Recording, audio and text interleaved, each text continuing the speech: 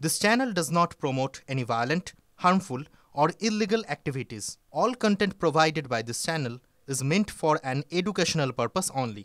Cancer Healer Center, a new beginning. ভাস্কর গুপ্তকে যাদবপুরের অস্থায়ী উপাচার্যের পদ থেকে সরিয়ে দিলেন রাজ্যপাল। যাদবপুর বিশ্ববিদ্যালয়ের অস্থায়ী উপাচার্য পদ থেকে অব্যাহতি, কিন্তু এর পিছনে কি কারণ রয়েছে জানার চেষ্টা করব। আমাদের রিপোর্টার সুমন মহাপাত্র টেলিফোন লাইনে রয়েছেন। সুমন, এখন টালমাটাল অবস্থা যাদবপুর বিশ্ববিদ্যালয়ের, তার মধ্যেই কিন্তু এটা জানা গেল যে ভাস্কর গুপ্ত তাকে উপাচার্য পদ থেকে সরিয়ে দেওয়া হয়েছে রাজভবনের তরফ থেকে। যে দায়িত্ব তাকে দেওয়া ছিল, তিনি অস্থায়ী উপাচার্য হিসেবে কাজ করছিলেন, কিন্তু তোমার থাকবে কয়েকদিন আগে শিক্ষামন্ত্রী ব্রাত্য বসু তিনি যখন সুমন, তোমার কথা স্পষ্ট শোনা যাচ্ছে না, যদি স্থান পরিবর্তন করে বলা যায় প্লিজ। শুনতে পাচ্ছ লিমা? অপ্রীতিকর পরিস্থিতি তৈরি হয়েছিল যাদবপুর বিশ্ববিদ্যালয়ে, তারপর সেই টালমাটাল পরিস্থিতির মধ্যেই কিন্তু ভাস্কর গুপ্তকে দায়িত্ব থেকে অব্যাহতি দিলেন রাজ্যপাল আচার্য। এবং যেটা আমরা জানতে পারছি যে এখনো পর্যন্ত নতুন কাউকে দায়িত্ব দেওয়া হয়নি, কিন্তু ভাস্কর গুপ্তকে সরিয়ে দেওয়া হলো, ফলে যাদবপুর বিশ্ববিদ্যালয় এখন উপাচার্যহীন হয়ে পড়লো।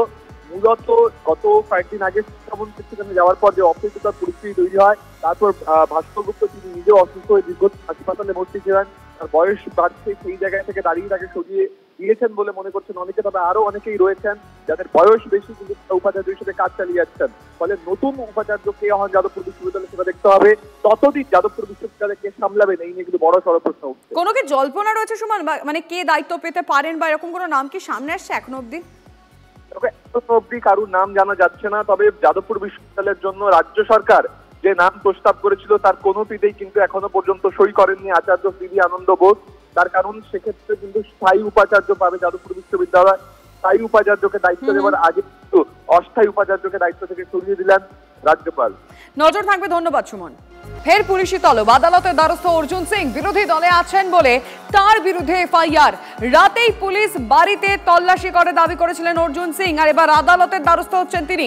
আমি ডিটেলে জানবো আমাদের রিপোর্টার অনন্তর কাছে। অনন্ত, ঠিক কি ভাবে এগোতে চাইছেন তিনি এই মুহূর্তে অর্জুন সিং?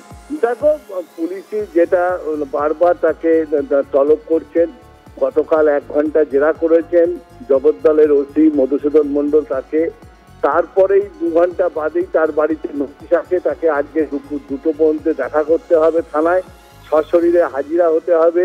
এখনো পর্যন্ত তিনি সশরীরে হাজিরা হননি। তবে আমরা তার পরিবার সূত্রে জানতে পারছি ব্যক্তিগত কাজে তিনি বাইরে গেছেন, রাজ্যের ভিন রাজ্যে গেছেন। তবে আদালতে, হাইকোর্টে তিনি একটা মামলা দায়ের করেছেন। এই যে তাকে বারবার পুলিশি হেনস্থা, সেই হেনস্থা নিয়ে তিনি একটা মামলা দায়ের করেছেন তার আইনজীবী মারফত। গতকাল বিরোধী দলনেতা তার বাড়িতে এসেছিলেন শুভেন্দু অধিকারী, তিনি স্পষ্ট হুঁশিয়ারি দিয়ে গেছেন যদি তার পরিবার এবং অর্জুন সিংকে যদি কোনো হেনস্থা করা হয় তাহলে অচল করে দেওয়া হবে। বুঝতে পারছি অনন্ত, তোমায় ধন্যবাদ জানাবো, কিন্তু আমাদের কথা হয়েছিল এই বিষয়ে অর্জুন সিং এর সঙ্গে, তিনি কি বলেছেন আমরা শুনবো।